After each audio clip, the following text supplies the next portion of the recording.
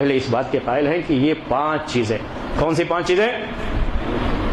گیہوں، جو، کھجور، کشمش، پنیر، یہ 5 چیزوں میں سے آپ جو بھی نکال سکتے ہیں آپ نکالیے اور بھیجیے فقیر مسکین کے گھر میں۔ جیسی اللہ نے آپ کو حیثیت دی ہے آپ دیجیے۔ یہ چیزیں کیا ہے؟ منصوص ہے، پہلے نمبر پر یہی چیزیں آتی ہے۔ جب یہ چیزیں ہیں تو یہی چیزیں نکالیے تاکہ ہر اختلاف سے آپ بچ جائیں، دور ہو جائیں اور کوئی مسئلہ پیدا نہ ہو۔ لیکن اگر آپ ان 5 چیزوں کے علاوہ کچھ نکالنا چاہتے ہیں، جیسے آپ بنگلور میں عام طریقے سے علماء سے آپ سنیں گے کہ جو آپ کھاتے ہو نکال دو، کسی سے پوچھو، کسی کی لکھی ہوئی بات نقل کر دیا، آپ اس کے بارے میں سوچا بھی نہیں کہ یہ کن حالات میں کن اس میں جو ہے یہ بات کہی گئی، وہ بھی منصوص نہیں ہے، نص نہیں ہے، تو اس کو کیسے آپ پکڑ کے بیٹھ سکتے ہیں؟ کوئی اجتہاد کسی زمانے کا آج کے زمانے میں بھی اسی اجتہاد کو کیسے پکڑ کے بیٹھ سکتے ہیں؟ تو اگر آپ چاول نکالنا چاہتے ہیں تو میں یہ سمجھتا ہوں کہ چاول بھی منصوص نہیں ہے اور قیمت بھی منصوص نہیں ہے۔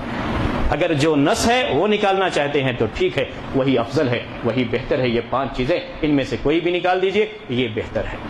لیکن اگر اس میں یہ نہیں نکالنا چاہتے ہیں تو ہم جب کہتے ہیں قیمت نکال سکتے ہیں تو اس کا مطلب کیا ہوتا ہے؟ وہ احناف کا طریقہ بھی نہیں، وہ کیا ہے؟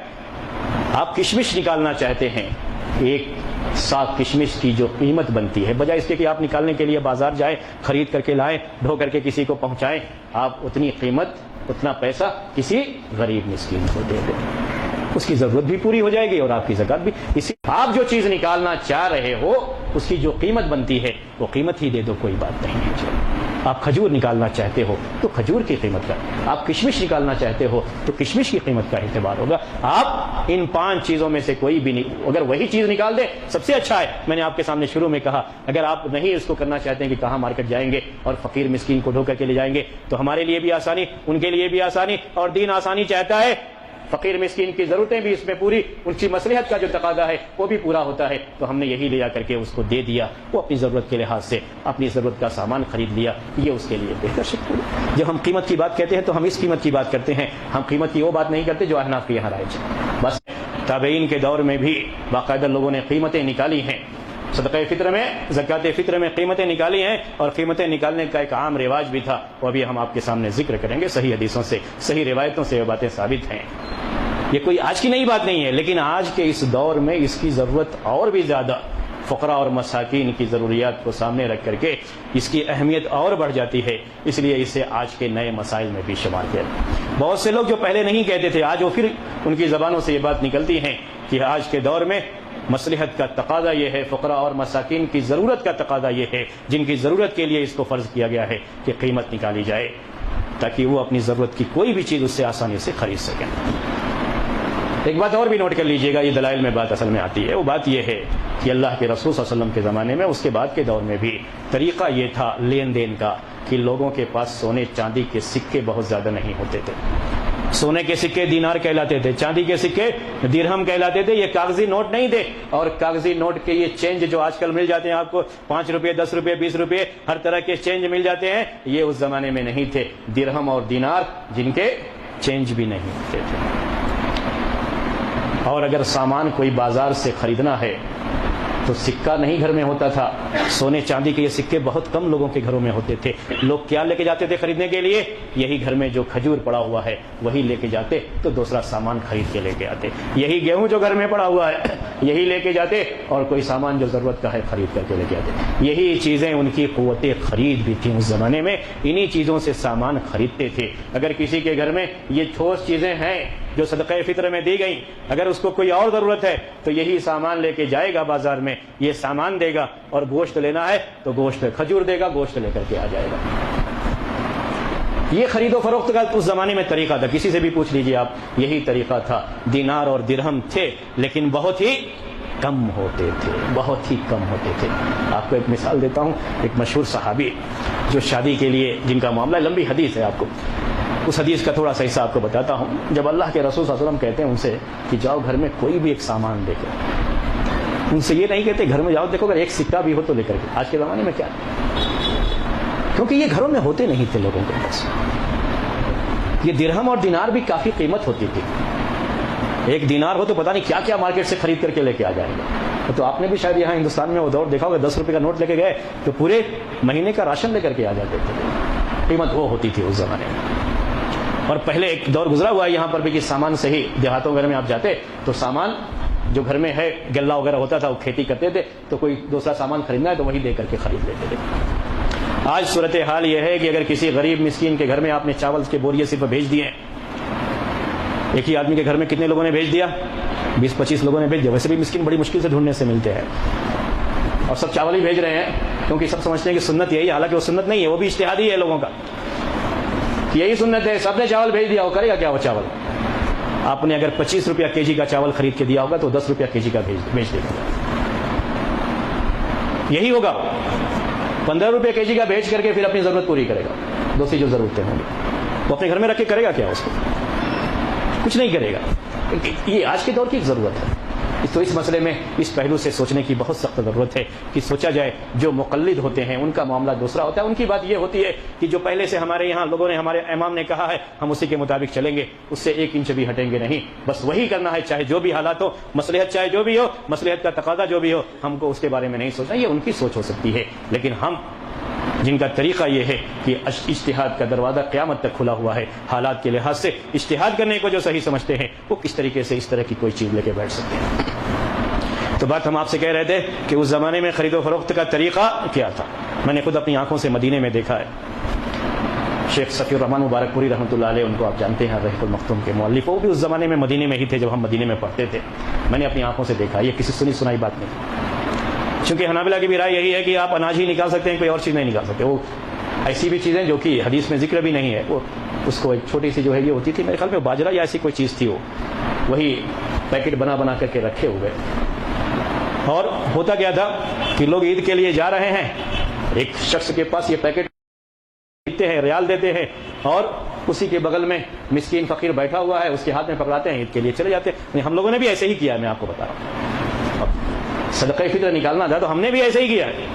وہی راستے سے خریدا, بغل میں بیٹھا ہوا ہے, وہ دیا, ہم آگے بڑھے, ہم نے 10 ریال میں خریدا, 8 ریال میں وہ بغل میں اس کو بیچ دیا. اتنے ہی پیکٹ سب کی زکات ادا ہو جاتی. یہ صورتحال ہے, یہ ہم نے اپنی آنکھوں سے دیکھا. کون کہے گا کہ یہ صحیح صورت ہے, یہ صحیح شکل ہے؟ تو انہوں نے شیخ صفی الرحمان مبارک نے کہا کہ پہلے تو ہم یہی سمجھتے تھے کہ احناف کی رائے صحیح نہیں ہے قیمت نکالنے کے تعلق سے, لیکن یہ سب دیکھنے کے بعد تو یہی دل کہتا ہے کہ یہی صحیح ہے کہ قیمت نکالو. کیا ضرورت ہے اس کی؟ یہ صرف ہاتھ ہی بدلی ہو رہی ہے, اس کے علاوہ کچھ نہیں ہو رہا ہے. وہاں پہ کیا ہو رہا ہے؟ آپ ریال دے کر کے خریدے, اس کے ہاتھ میں دیے, اس نے پھر اس کو بیچ دیا. وہ یہ سب لے کے کہاں جائے گا ڈھو کر کے؟ اس کے جیب میں پیسہ ہوگا, وہ لے کے پیسہ جائے گا اپنے گھر میں. آج کوئی اتنا مسکین بھی نہیں ہے, یہ بھی یاد رکھ لیجیے, آج کوئی اتنا مسکین بھی نہیں ہے جس کے گھر میں کھانے کا کوئی سامان نہیں. آپ کو کوئی مسکین چراغ لے کر کے ڈھونڈیں گے تو ایسا مسکین کوئی نہیں ملے گا.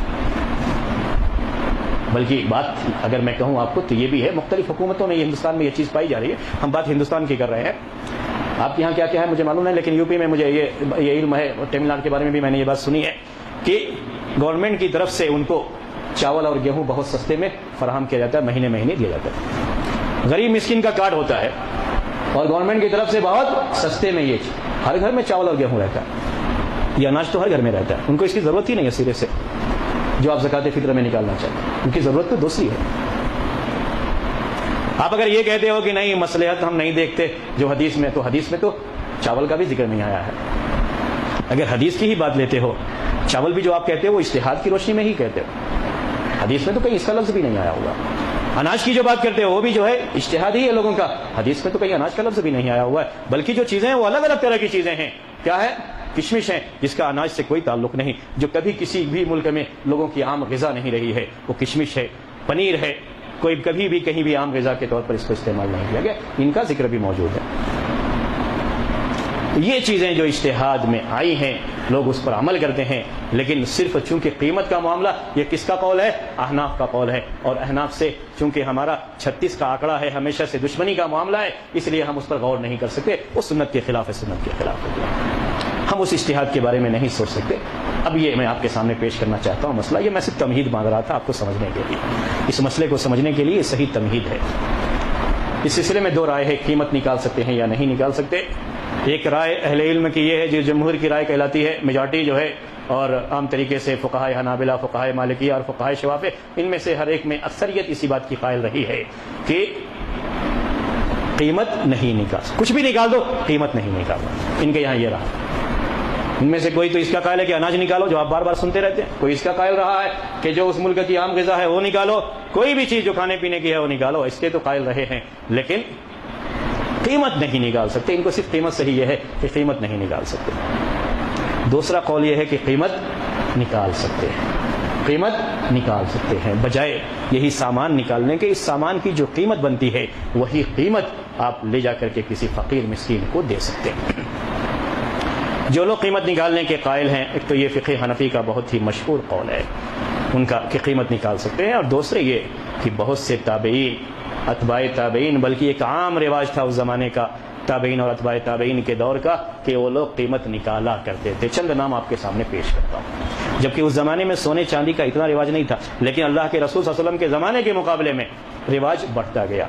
جب قیصر و کسریٰ یہ ملک جو ہے فتح ہو گئے اور اسلامی حکومت آگے بڑھی تو ان علاقوں میں پیسوں کا زیادہ چلن تھا، تو اس کے بعد یہ چیز جو ہے تابعین اور اتباع تابعین کے دور میں زیادہ ہوئی تھی، تو قیمت نکالنے والوں کی تعداد بھی اس وقت بہت زیادہ تھی۔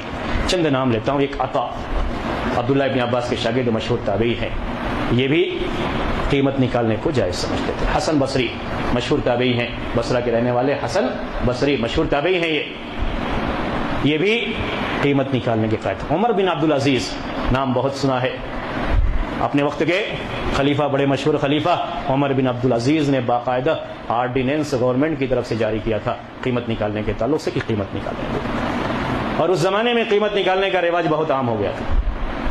ابو اسحاق ایک بہت مشہور جو ہے راوی ہیں حدیث کے، وہ کہتے ہیں کہ میں نے لوگوں کو پایا ہے کہ لوگ قیمت نکالا کرتے تھے، یعنی بجائے ان سامان کے نکالے کے، وہ اس زمانے کی بات کہہ رہے ہیں کہ قیمت نکالا کرتے تھے۔ وہ زمانہ کس کا تھا؟ تابعین کا تھا، اتباع تابعین کا، یعنی اس کا مطلب کہ بڑی کثرت سے لوگ نکالتے تھے، اکا دکا بات نہیں تھی، کثرت سے لوگ نکالتے تھے۔ قیمت نکالنے کا یہ عام ذکر سلف میں موجود ہے۔